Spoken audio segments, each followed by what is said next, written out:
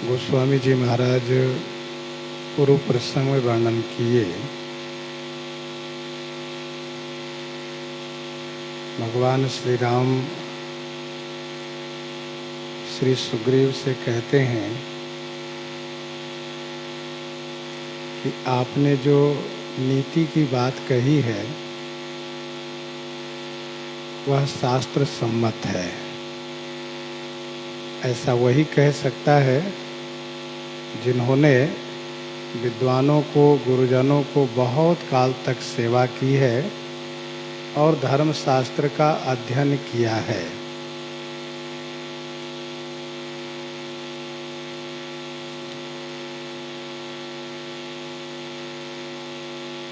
श्री रघुनाथ जी की बात सुन करके, कौन सी बात? जो प्रभु ने ये कहा कि मेरा प्रण है शरणागत के भय को दूर करना। मेरे शरण में जो भी आ जाए उसको किसी प्रकार से भय नहीं रहना चाहिए। यह मेरा कर्तव्य है, मेरा प्रण है। हनुमान जी बड़े प्रसन्न हो गए। प्रभु ने कहा कि जो कोई व्यक्ति अपने अनहित के अनुमान से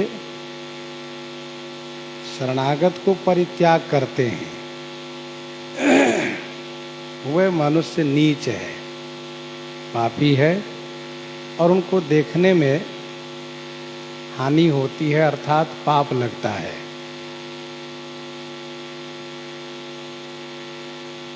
जिससे करोड़ों ब्राह्मणों का हत्या करने का पाप लगा हो और एक जन्म नहीं करोड़ों जन्मों से पाप लगा हो, वह भी यदि मेरे शरण में आ जाए तो मैं उसको परित्याग नहीं कर सकता। परंतु समस्या यह है कि ऐसे लोग मेरे शरण में नहीं आते। मैं तो चाहता हूं कि वह आवें, परंतु वह आता नहीं। क्यों? क्योंकि पापवंत कर सहज स्वभाव और भजन मोर ते ही भाव न काऊ।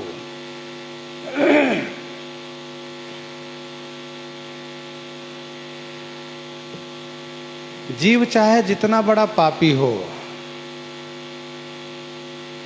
जितने जन्मों से पाप किया हो, वह यदि मेरे सन्मुख केवल हो जाए उसके सारे पाप नष्ट हो जाते हैं। परंतु ऐसे लोग मेरे सन्मुख होते नहीं।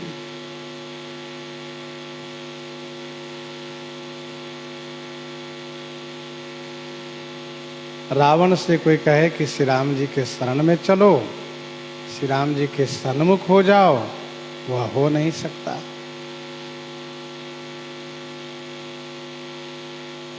तो मैं पापी को शरण में लेने को तैयार हूं, परंतु पापी मेरे शरण में आता नहीं। दूसरी बात, पापी यदि मेरे सन्मुख हो जाए तो उसके सारे पाप नष्ट हो जाए, परंतु वह मेरे सन्मुख आते नहीं।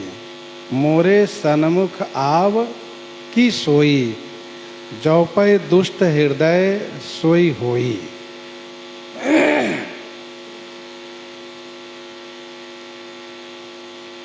आप कहेंगे कि भगवान श्री राम जी के सन्मुख राक्षस लोग तो आए ही, चाहे वो खरदूषण सही अथवा रावण आदि सब आए, लेकिन वह सन्मुख होने की दृष्टि से नहीं आए। वे लोग युद्ध करने की दृष्टि से, लड़ने की दृष्टि से आए, लड़ने आए। तो जो पै दुष्ट हृदय सोई होई, मोरे सन्मुख आव की सोई। गीता जी के 7वें अध्याय के 15वां श्लोक में भगवान श्री कृष्ण कहते हैं, ना माम दुष्ट कृतिनो मूढ़ा प्रपद्यन्ते नराधमाः। ना माम दुष्कृतिनो मूढ़ा प्रपद्यन्ते नराधमाः। ये जो नर अधम है ना, वो मेरे प्रपन्न नहीं हो सकते, मेरे सामने नहीं आ सकते।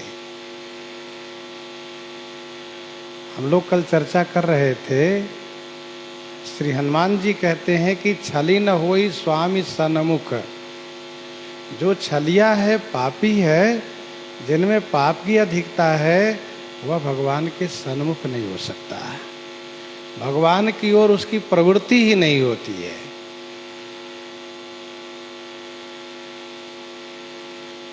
ऐसा नहीं कि वह अनजान होता है, वह जानता भी है, फिर भी वह सन्मुख नहीं हो सकता।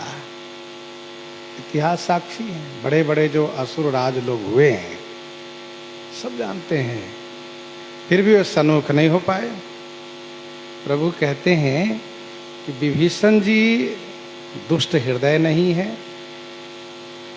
वे सज्जन हृदय हैं, इसलिए मेरे सन्मुख आ रहे हैं।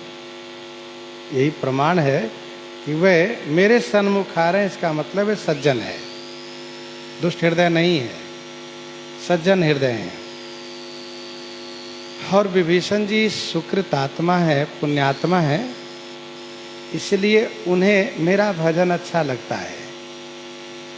एक बड़ी बात यह है कि उनको मैं अच्छा लग रहा हूँ और वे मुझे भा रहे हैं।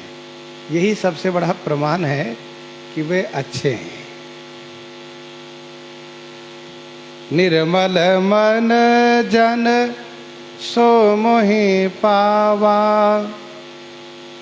मोहि कपट छल छिद्र न भावा।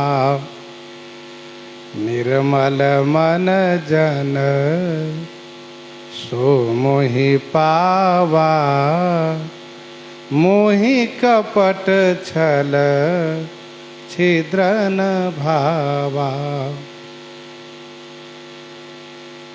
ठाकुर जी स्पष्ट कर दिए कि जन निर्मल मन सो मोहि पावा। जिस जन का मन निर्मल है, सो माने वही मुझे प्राप्त कर सकता है। मोहि कपट छल छिद्र न भावा, मुझे कपट छल छिद्रवत भी नहीं सुहाता है। न भावा मन नहीं सुहाता है। जिस भक्त का मन निर्मल हो वही मुझे प्राप्त करता है।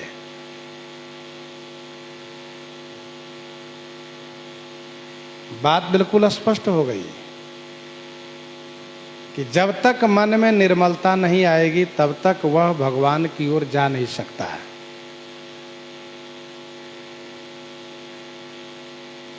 कहने के लिए किसी से भी कह दीजिए कि क्या आपका मन निर्मल है, तो उसके द्वारा वही प्रति उत्तर होगा कि इसका मतलब आपका मन निर्मल है।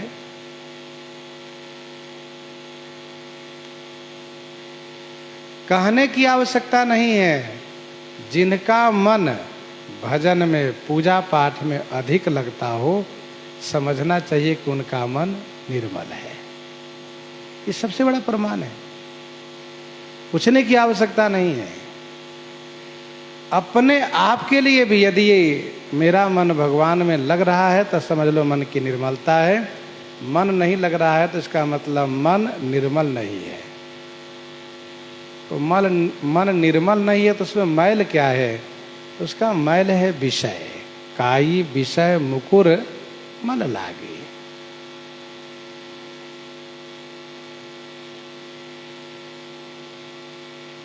मन निर्मल, निर्मल मन अहीर निज दासा।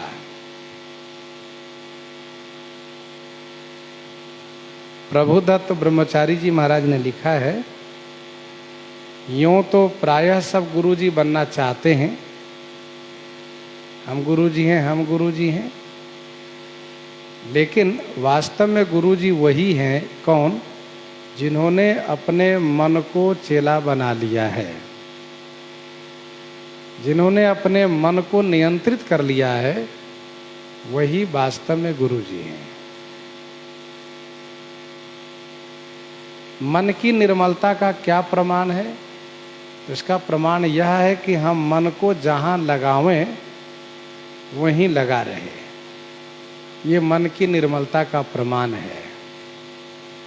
और मन जहाँ कहे वहाँ हम चले जाएं, वे जो कहें वही हम करें, यही मन का मैल है।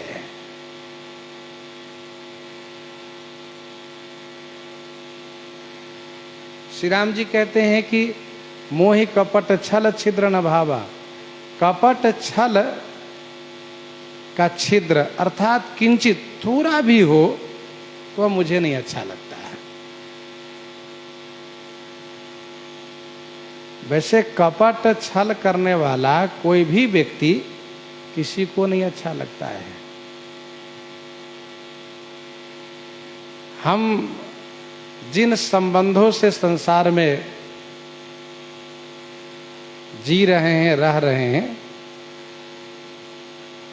शरीर के दृष्टि से जितने संबंध है, उन संबंधों में से कोई भी ऐसा संबंध नहीं है जिस संबंध में कपट अच्छा लगता हो, छल अच्छा लगता हो।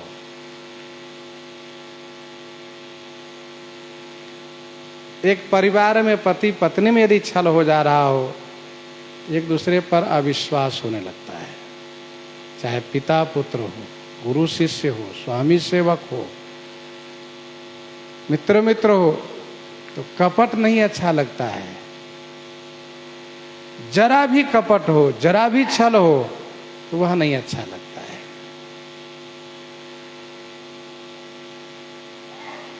जब किसी को कपट छल अच्छा नहीं लगता है, तो फिर भगवान को कैसे अच्छा लगेगा? कम से कम हम भगवान से तो निष्कपट रहें, निश्चल रहें। माना कि हम बड़े बुद्धिमान हैं, आपसे कपट कर लिए, आपसे छल कर लिए और आपको पता नहीं चलने दिए। जबकि ऐसा नहीं होता, उनको पता चलता है, उनको आभास होता है। माना कि हम पता नहीं चलने दिए, लेकिन हम भगवान से तो कहें कि प्रभु हम कपट किए हैं, हम छल किए हैं, अब आपसे कुछ छुपा नहीं है। अब आप हमारी सद्बुद्धि अर्थात हमारी बुद्धि को सुंदर बना दीजिए, हमें सद्बुद्धि प्रदान कीजिए कि हम ऐसा कार्य न करें, हम निर्मल होते जाए। ऐसा तो कम से कम ठाकुर जी से तो कहें। तो भगवान से कहने पर भगवान कहेंगे अच्छा अच्छा ठीक है, धीरे धीरे तुमको सुधार देंगे, हम सही हो जाओगे। तो भगवान को कपट छल अच्छा नहीं लगता। भगवान को ही नहीं अपितु किसी को भी कपट छल अच्छा नहीं लगता है। अब रही बात छिद्रवत। छिद्रवत कपट छल क्या हो सकता है? किंचित।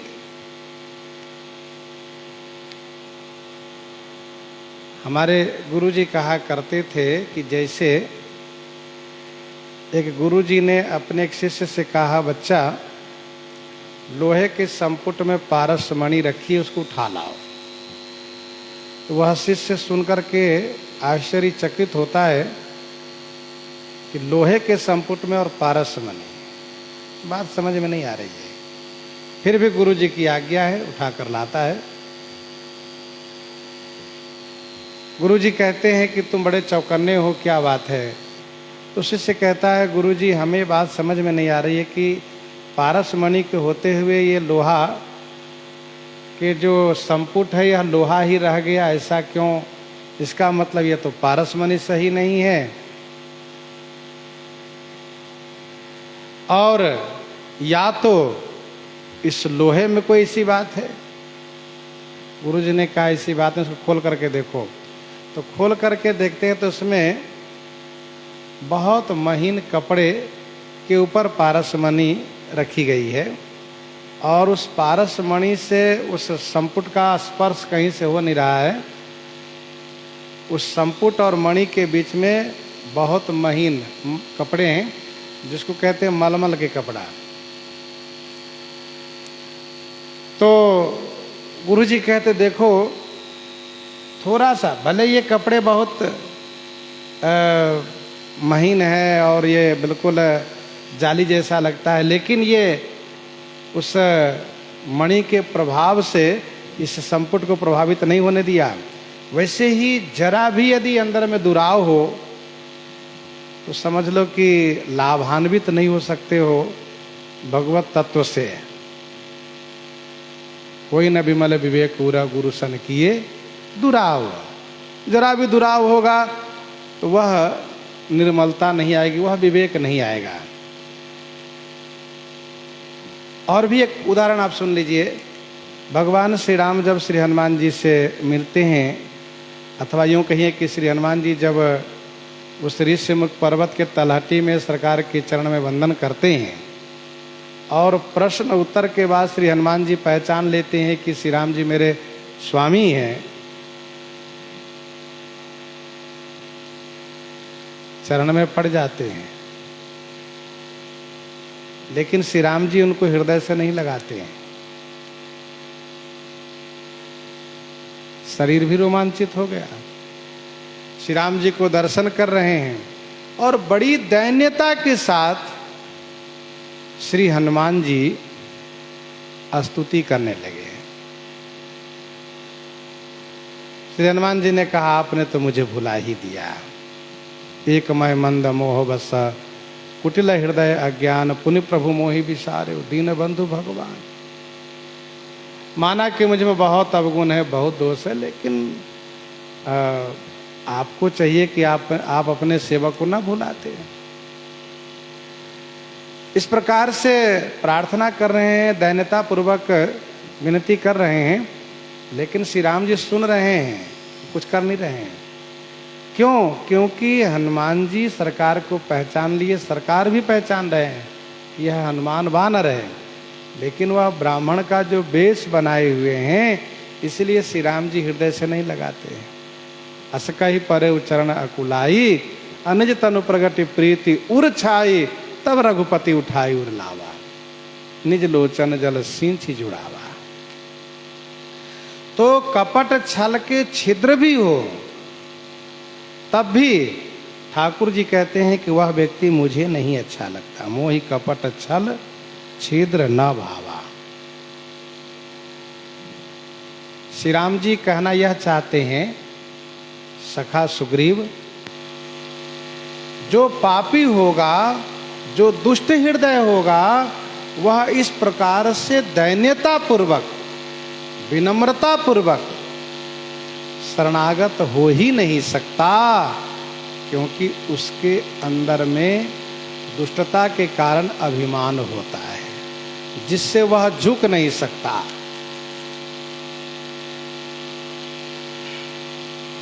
भेद लेन पठवा 10 सीसा तबहु न कछु भय हानि कपीसा। भेद लेन पठवा 10 सीसा। एक कपीसा 10 सीसा भेद लेन पठवा तबहु कछु भय और हानि न। हे वानर राज, वैसे तो दशानन भेद लेने के लिए भेज ही नहीं सकता, और हम मान लेते हैं कि उसने भेजा भी। यदि कोई ये कहते हो कि विभीषण के वेश में रावण ही हो, तो सरकार कहते ऐसा हो ही नहीं सकता, रावण इस प्रकार से नहीं झुक सकता। भेद लेन पठवा 10 सीसा, माना कि उसने अपने भाई को भेद लेने के लिए भेजा है, तो आप चिंता मत करो, डरो नहीं, ना कोई भय है और ना कोई हानि है। तबहु न कछु भय हानि कपीसा। महाराज सुग्रीव ने ये सलाह दिया है कि भेद हमार लेन सठावा राखी बांधी मोहियस भावा। श्री राम जी कहते नहीं नहीं,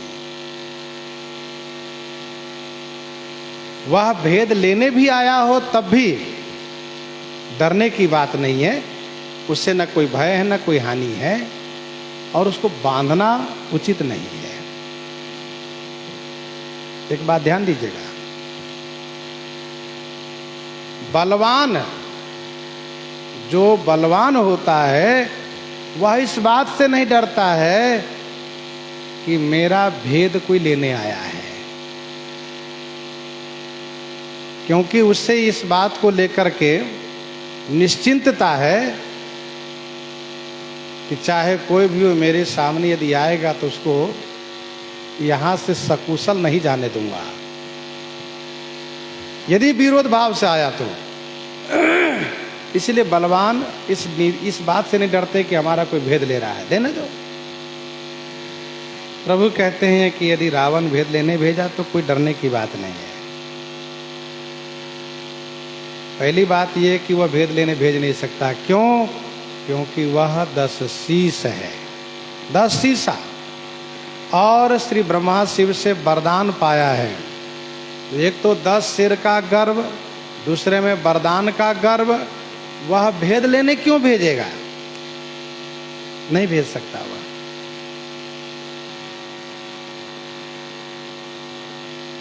कदाचित उसने भेजा भी हो तो डरने की बात नहीं है, कोई भय नहीं है और न कोई हानि हो सकती है।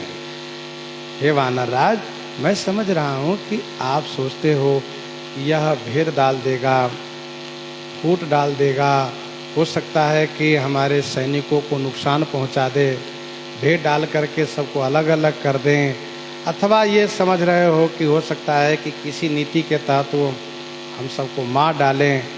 ऐसा कुछ नहीं हो सकता, डरो मत। लंका के राक्षस कुछ नहीं है, पूरे जगत भर के राक्षस जितने हैं उन सभी को लक्ष्मण एक निमेष में पलक झपकते ही समाप्त कर देंगे। इसको कहते बल। जब इतना बल है तो डरने क्या बात है, लेते रहो न भेद। बल पर इतना भरोसा है कि तुम भेद लेते रहो, हम जब चाहे तब तुमको मार डालेंगे। स्पष्ट है। जगमहु सखा निशाचर जेते, लक्ष्मण हनई निमिष महते ते। जगमह सखा निशाचर जेते, लक्ष्मण हनई निमिष महते ते। सखा जगमह जेते निशाचर, जगत में जितने राक्षस हैं, लक्ष्मण निमिषमः तेते निमिषमः नहीं, तेते माने उन सभी को एक निमेष में समाप्त कर देंगे, मार डालेंगे। फिर डरने की क्या बात है। जगमहु सखा निशाचर जेते, लक्ष्मण हनई निमिष महते। श्री राम जी ने अपना बल नहीं कहा, श्री लक्ष्मण जी का बल कहा, क्योंकि सरकार अपना बल सप्तताल वेदन एवं बाली वध के द्वारा अवगत करा दिए। सरकार अपना बल सप्तताल वेदन एवं बाली वध के द्वारा अवगत करा दिए हैं, जना दिए हैं। अब लक्ष्मण जी का बल भी स्पष्ट करके उन्हें समझा दे रहे हैं। सरकार कहते हैं मित्र सुग्रीव, मारने वाला काम भैया लक्ष्मण का है, आपका हम तो लीला कर रहे हैं, हमें कोई आवश्यकता नहीं, बस केवल हम आदेश दे दें। लक्ष्मण जी एक निमेष में पलक झपकते ही संपूर्ण विश्व, संपूर्ण ब्रह्मांड के राक्षसों को मार डालेंगे। क्योंकि शेष सहस्र शीश जग कारण, जो अवतरे भूमि भय तारन। सुन गिरिजा क्रोधानल जासु, सुनु गिरिजा क्रोधा नल जासु, जा रही भुवन चारि दस आसु। जा रही भुवन चारि दस आसु। जो सहस शीस अही समय धर, लखन सचराचर धनी। सुर काज धरी नर राज तनु, चले दलन खल निशिचरयनी। चले दलन खल निशिचरयनी।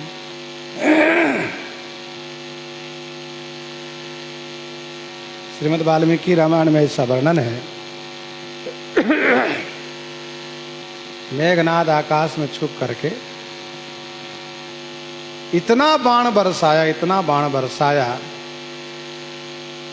कि सभी को बेध डाला। सभी बानर सैनिकों को, श्री राम जी, लक्ष्मण जी, सब पर बाण बरसाया। तो श्री लक्ष्मण जी बड़े गुस्से में आ गए। कहा, सरकार मुझे आदेश दीजिए, इसी क्षण मैं ब्रह्मास्त्र का प्रयोग करना चाहता हूं और संपूर्ण राक्षस जाति को मारना चाहता हूं। तो श्री राम जी ने कहा, नहीं नहीं लक्ष्मण, एक के पीछे सबको मारना ठीक नहीं है। इस प्रकार से श्री राम जी समझा करके उनको शांत कर दिए।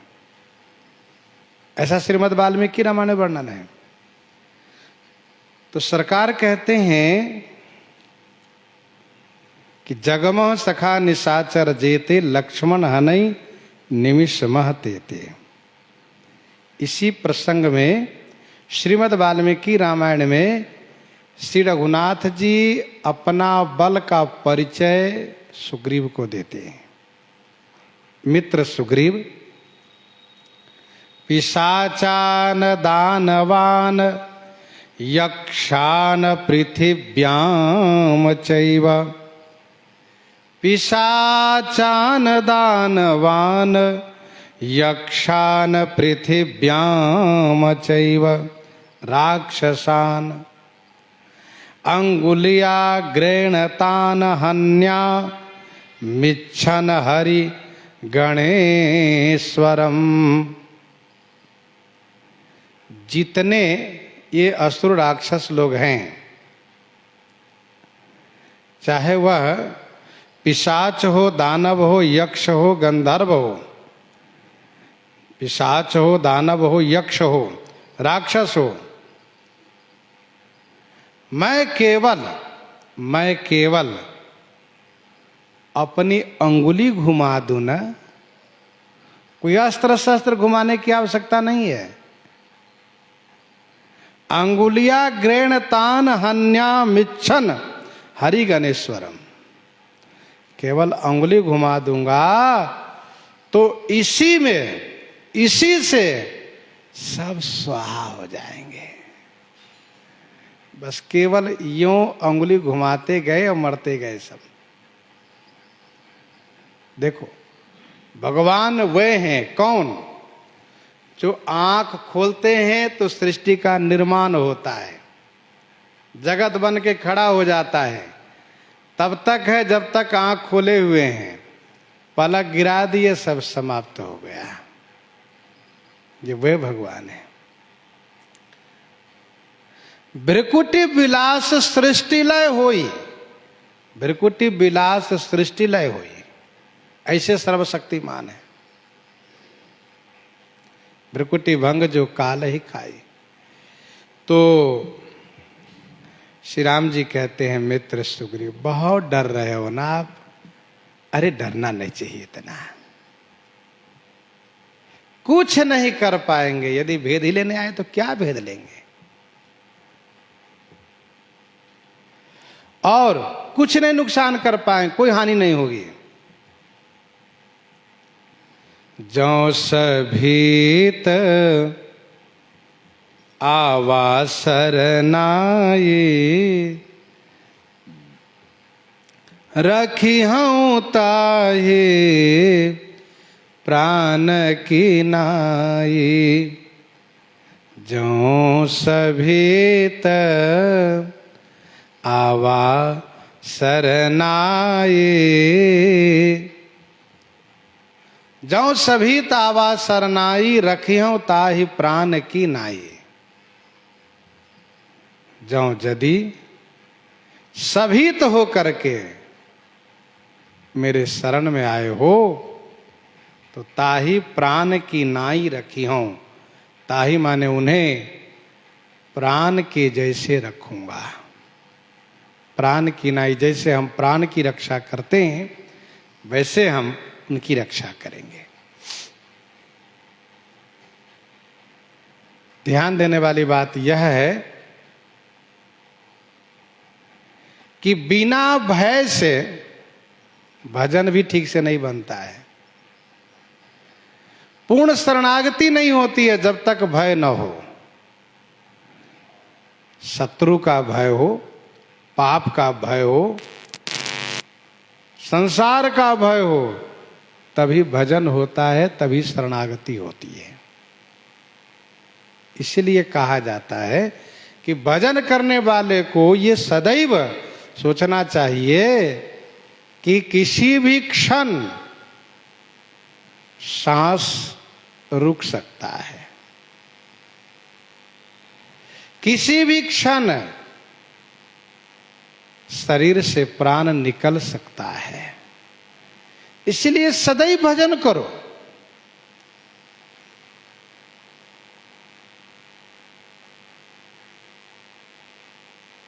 क्योंकि देही नाम छन भंगुरा है।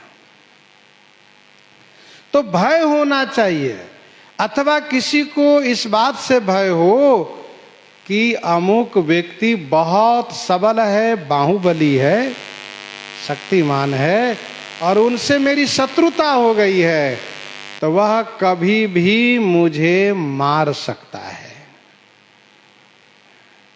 और ये व्यक्ति ऐसा है कि इनसे बचने के लिए यदि हम पुलिस के सहारा लें तब भी नहीं बच पाएंगे, किसी दूसरे का सहारा ले तब भी नहीं बच पाएंगे, वो मार ही डालेगा।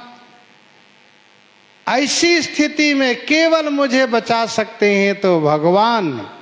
और यह सोच करके भगवान के शरणागत होकर के जो भजन करता है तो उसकी रक्षा ठाकुर जी अवश्य करते हैं। यहाँ कहने का भाव यह है कि भय, कैसा भय? ऐसा भय हो कि भय मम कीट भृंग की नाई, जहां तहां मैं देखूं दूर। भय इसको कहते हैं। उसके ना होते हुए भी उसकी उपस्थिति दिखती हो। देखने में वही सब जगह नजर आते हो, कहीं यहाँ ना आ जाए, कहीं वहां ना आ जाए, रात को नींद ना आवे, दिन को भूख न लगे, कितना भय। मारीच को भय था, कंस को भय था, इतना भय हो गया। का सुन करके कृष्ण डर जाता है, शर्म, कंस डर जाता है। का सुन करके कंस डर जाता है कि श्री कृष्ण ना आ जाए। श्री कृष्ण और तो काली चीटी देख करके डर जाए। कृष्ण कृष्ण मारीच कहता है राम राम, वहां भी राम, वहां भी राम। इतना भय, इसको भय कहते। इतना भय जिसको हो जाए, जिसको ये लगता हो कि किसी भी क्षण हम मार दिए जाएंगे, फिर जो भजन करता है उसकी जो भजन में तत्परता होती है तो भय। जो सभी तावा सरनाई, विभीषण जी भी भय सभय हैं। रावण रिपु ही राखी रघुवर बिनु को त्रिभुवन पति पाई। तो जो सभी तावा शरणाई, यदि सभी तो हो करके मेरे शरण में आ रहा है तो मित्र सुग्रीव मैं उसे प्राण की तरह रक्षा करूंगा। हाँ, उसे प्राण के जैसे बचाऊंगा।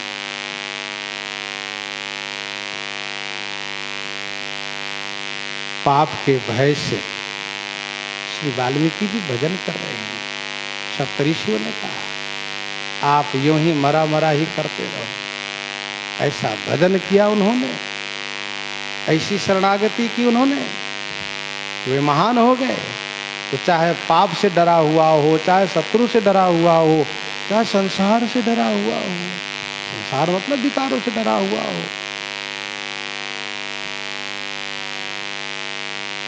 मैं उसे प्राण की तरह रक्षा करता हूं। और श्री राम जी केवल कहते नहीं बल्कि करके दिखाते हैं। यहां कहा कि प्राण की तरह रक्षा करता हूं, और वक्त पड़ा तो प्राण से अधिक माना। तब दशकंठ क्रुद्ध होई छाड़ से शक्ति प्रचंड। रावण युद्ध में विभीषण जी को देख करके नाराज हो गया, कहा इसको मारूंगा जरूर मैं, क्योंकि यह लंका का भेद ले लेकर के बता देता है। मेघनाद यज्ञ करे तो, मैं यज्ञ करूं तो, मेरी कोई योजना हो उसको ये बता देता है अपने गुप्तचरों के द्वारा। इसको मार डालूंगा आज। तब दशकंठ क्रोध हो छाड़ शक्ति प्रचंड। आहा चले विभीषण सन्मुख मनहु काल कर्तन। वो शक्ति ऐसी है कि विभीषण जी तो मर ही जाएंगे। आवत देख शक्ति अति घोरा, प्रणतारति भंजन पन मोरा, तुरंत विभीषण पाछे मेला।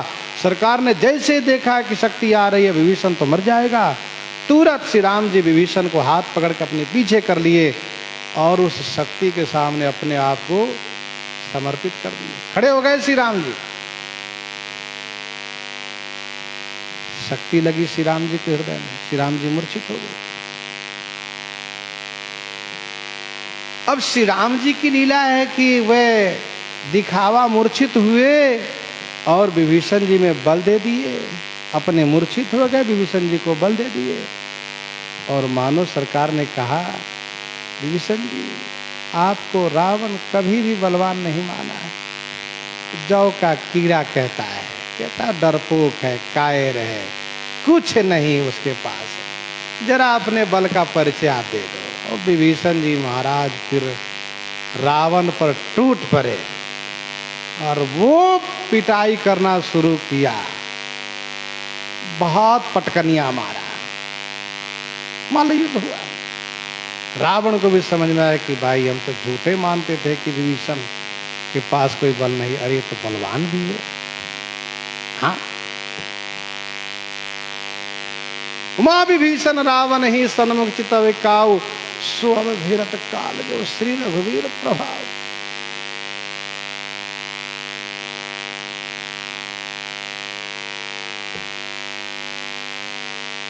तो जो सभी तावा सरनाई रखियों ताही प्राण की नाई। उभय भांति ते ही आनहु, हंसी कह कृपा निकेत। जय कृपाल कही कपि चले, अंगद हनु समेत। सरकार ने कहा मित्र सुग्रीव, आपकी नीति भी रहे, मेरा प्रण भी रहे। आप अपनी सावधानी भी रखो और मेरे प्रण को रखते हुए उनको ससम्मान ले आओ। उभय भांति कृपा निकेत हंसी कह। कृपा के निकेत, कृपा के स्थान श्री राम जी ने हंसते हुए कहा, हंसते हुए सुग्रीव के हाथ पकड़ करके कहा मित्र डरो नहीं, घबराओ नहीं। चाहे वह शरण में आया हो, चाहे भेद लेने आया हो, उभय भांति ते ही आनहु। कृपा निकेत ने हंसते हुए कहा कि उसे दोनों तरीके से ले आओ। महाराज सुग्रीव ने इशारा किया हनुमान जी को,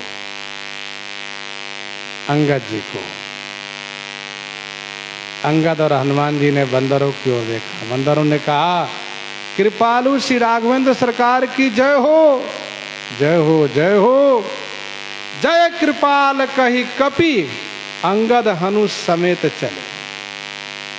कपियों ने कृपालु की जय जयकार करते हुए और श्री अंगद श्री हनुमान जी के साथ चल दिए महाराज विभीषण को लेने के लिए।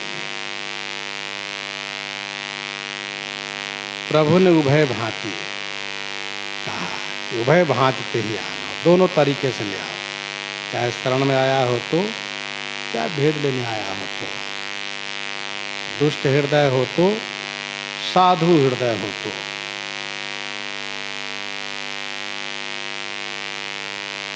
और नीति भी आपकी बनी रहे, हमारा प्रण भी बना रहे, आप सावधानी भी रखो, मैं शरण में भी ले लूँ, ले आओ उनको। हंसी कहा कृपा निकेत, हंसते हुए कहने का भाव यह है कि कृपा के स्थान श्री राम जी ने हंसते हुए अपनी प्रसन्नता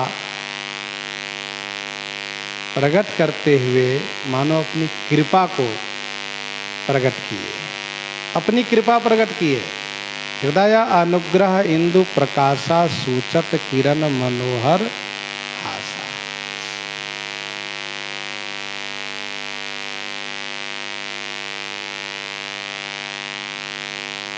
जैसे ही आदेश मिला वैसे ही वानर लोग बड़े प्रसन्न हो गए। यहाँ पर शरणागत रक्षण की बात श्री राम जी ने कही है। पुनि पुनि भुजा उठाई कहत हो, सकल सभापति आओ,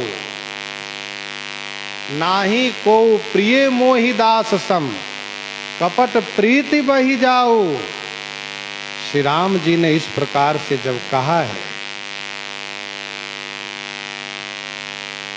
तब सब वानर बड़े प्रसन्न हो गए कि बहुत अच्छा हुआ कि ऐसे स्वामी के सेवक हम भी बन गए हैं, और हमारे में भी यदि कोई दोष होगा, कोई गलती होगी और हम शरण में आएंगे तो प्रभु हमें त्याग नहीं करेंगे।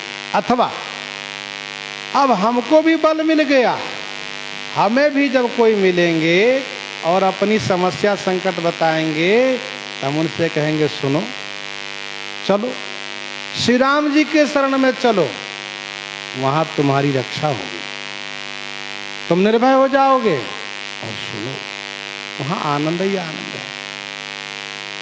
और हम उनको प्रेरित करके लाएंगे यहाँ पर, उनसे कहेंगे सुनो, जानत हूँ स्वामी विषारी, क्यों भटकते हो, आ जाओ श्री राम जी के शरण में। तो इस प्रकार से सब वानर बड़े प्रसन्न हैं।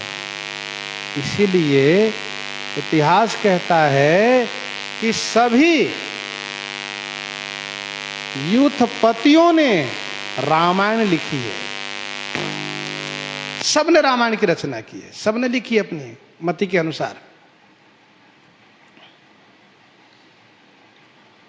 जय कृपाल कही कपि चले, अंगद हनु समेत, सुनि प्रभु वचन कहें कपि वृंदा, जय जय जय कृपाल सुख कंदा।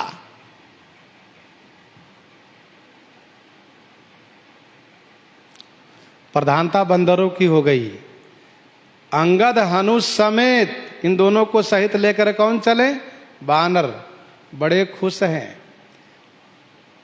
अर्थात वानर दल का एक समूह चला है महाराज विभीषण को लेने के लिए, जिसमें युवराज अंगद हैं, महामंत्री श्री हनुमान जी हैं।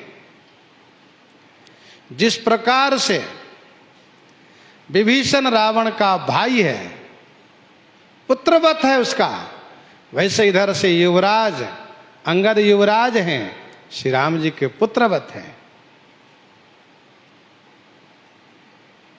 और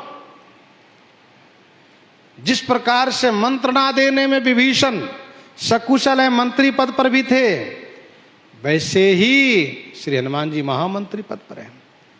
और सबसे बड़ी बात, श्री हनुमान जी इसलिए भी चले क्योंकि श्री हनुमान जी लंका में मिलकर आए हैं और संदेश देकर आए हैं, मानो यह कहकर आए थे आ जाइएगा। जब जी चाहे चले आइएगा। और जब इस तरह से हनुमान जी ने मानो कहा, विभीषण जी ने जरूर कहा होगा, तब आप हमारी सिफारिश करिएगा, आप हमें वहाँ रखवा लीजिएगा। हनुमान जी ने कहा चिंता मत करिए, आप आइए तो हम जरूर रखवाएंगे। अब रावण के नाते हमें रखे या ना रखे चिंता मत करो। अरे जब हम वानर पर उनकी इतनी बड़ी कृपा हो गई तो आप तो पुलस्त कुल के हो, इसलिए आना। तो मानो श्री हनुमान जी उनसे कहा कराए थे चले आना, जब जी चाहे तब, ना मन लगे कोई समस्या चले आना। हनुमान जी चले हैं लेने के लिए। वैसे गीतावली में गोस्वामी जी ने लिखा, सुंदरकांड 35 पद में, चल लेन लखन हनुमान है, लक्ष्मण जी भी गए लेने के लिए।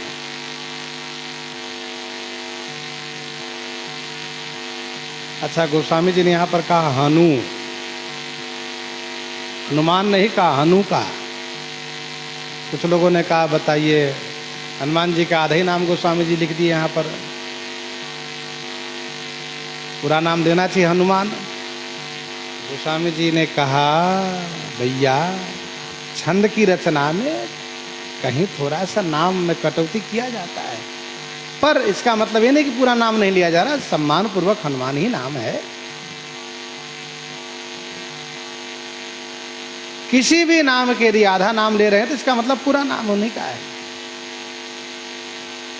अब आजकल तो बहुत संक्षिप्त में एक अक्षर, नाम के प्रारंभ वाला अक्षर और एक आगे वाला अक्षर रख दिया, बस हो गया।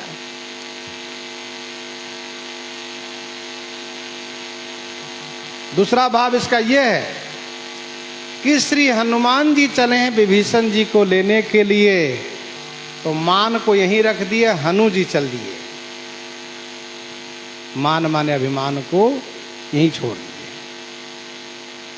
संत मिलन को जाइए तजी माया, अभिमान ज्यों ज्यों पग आगे धरे, कोटिन यज्ञ समान। जय कृपाल कही कपि चले, अंगद हनु समेत।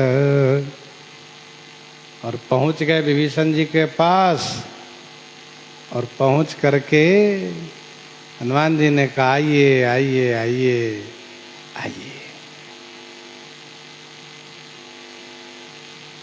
सरकार की आज्ञा हो चुकी है, तो जल्दी चलिए, बुला रहे हैं, जल्दी मिलना चाहते हैं।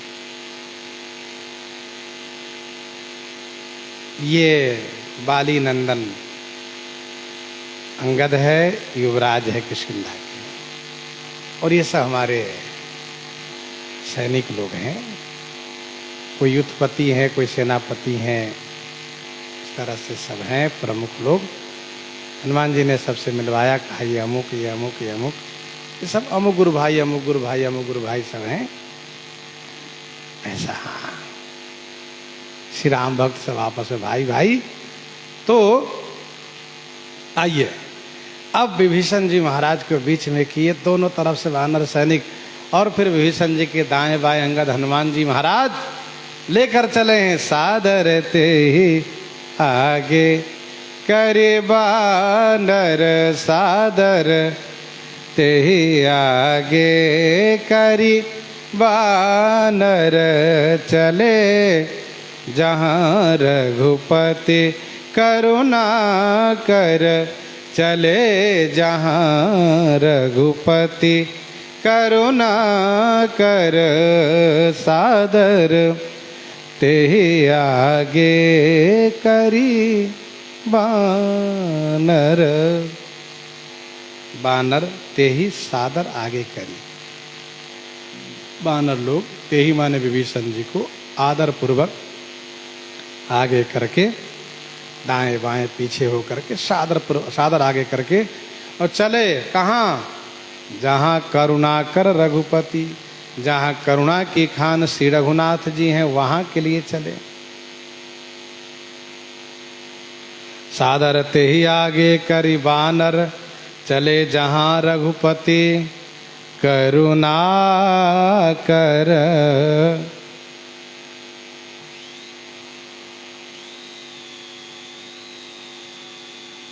उसमें से कुछ वो भी बानर है, कौन?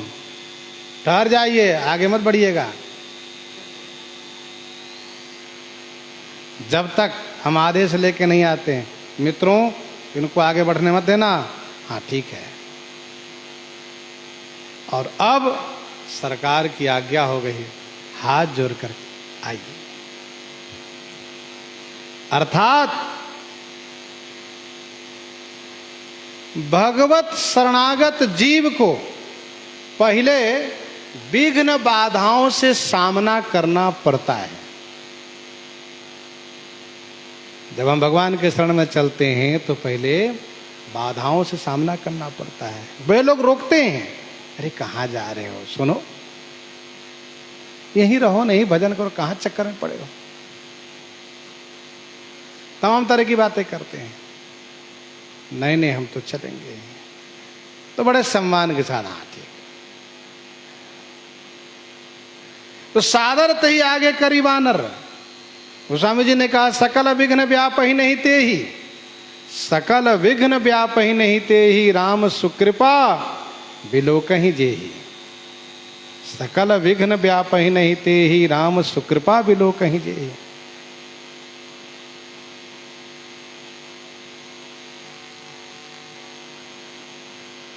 ध्यान दीजिएगा, भगवान के शरण में जाने वाले जीव को देवता लोग रोकते हैं, सोचते हैं यदि ये चले गए भगवान की शरण में तो फिर हमें सुख नहीं मिलेगा। इनके द्वारा वे पहले रोकते हैं, और जब देखते हैं कि इनका लक्ष्य सुदृढ़ है और इन पर भगवान की कृपा हो रही है, जाएंगे ही, तो फिर वही लोग सहायक बन जाते हैं। ये बानर लोग भी देवांश हैं, पहले विभीषण जी को विरोध किए, अब सम्मान के साथ लेकर चले हैं। कवितावली उत्तरकांड 75 पद में गोस्वामी जी ने लिखा, धाई धारी फेरी के गुहारी हितकारी होत, धाई धारी फेरी के गुहारी हितकारी होत, आई मीच मिटत जो जपत राम नाम के। आई मीच मिटत जपत राम नाम। सादर ते ही आगे करी बानर, चले जहाँ रघुपति करुणा कर। राम कृपा वरेव सुधारी, विबुधधारी भय गुणद गुहारी। अयोध्या कांड में गोस्वामी जी ने लिखा।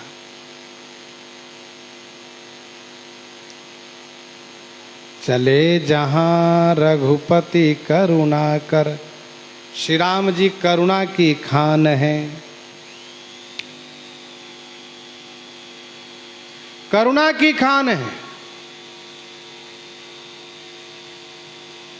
प्रभु ने विभीषण जी पर करुणा की है।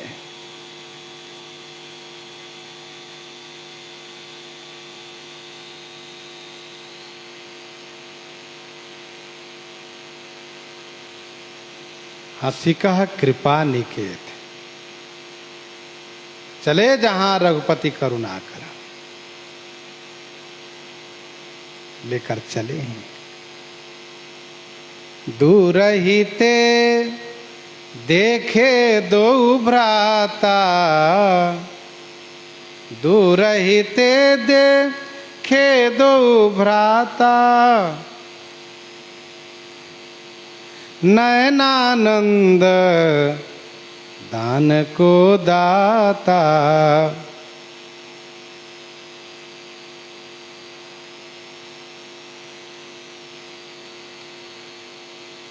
दूर हिते देखे दो भ्राता। जैसे ही पास में आए तो विभीषण जी ने देखा श्री राम जी इन बंदरों के मध्य विराजित हैं, आसनासीन हैं। और वानर लोग सेवा में लगे हैं। पीछे दाएं बाएं बड़ा समाज है और सामने से दरबार खुला है, सामने से दर्शन हो रहा है। विभीषण जी का पांव थम गया। दूर रहते देखे दो भ्राता, दूर से दोनों भाई को दर्शन किए। नयनानंद दान के दाता, श्री राम लक्ष्मण दोनों भाई नेत्र के आनंद रूपी दान के दाता हैं।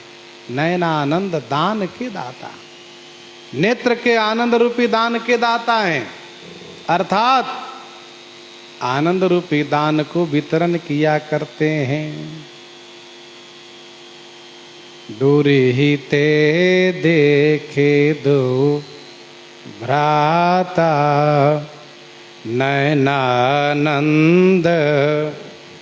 दान के दाता। जैसे ही दर्शन विभीषण जी ने किया, आनंद आ गया इनको।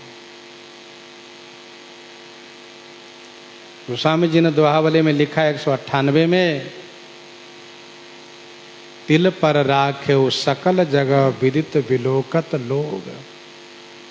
तिल पर राखे सकल जगह विदित विलोकत लोग, तुलसी महिमा राम की कौन जाने जोग। श्री राम जी अपने शरीर की श्यामता में से 3 बराबर श्यामता सभी को दे दिए। सभी की आंखों में 3 बराबर श्यामता दे दिए। उसी से सबको आनंद ही आनंद प्राप्त होता रहता है। जरा सोचिए, जब 3 बराबर श्यामता से इतना आनंद प्राप्त होता है और जब पूरे के पूरे श्याम सुंदर सामने हो तब कितना आनंद होगा। इसलिए कहा नयनानंद दान के दाता। जो दर्शन करते हैं उनको आनंद ही आनंद प्राप्त होता है। इनहि विलोकत अति अनुरागा, बरबस ब्रह्म सुख ही मन त्यागा।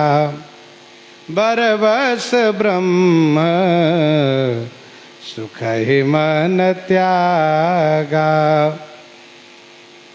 इन्हीं विलोकत अति अनुरागा, बरबस ब्रह्म सुख ही मन त्यागा।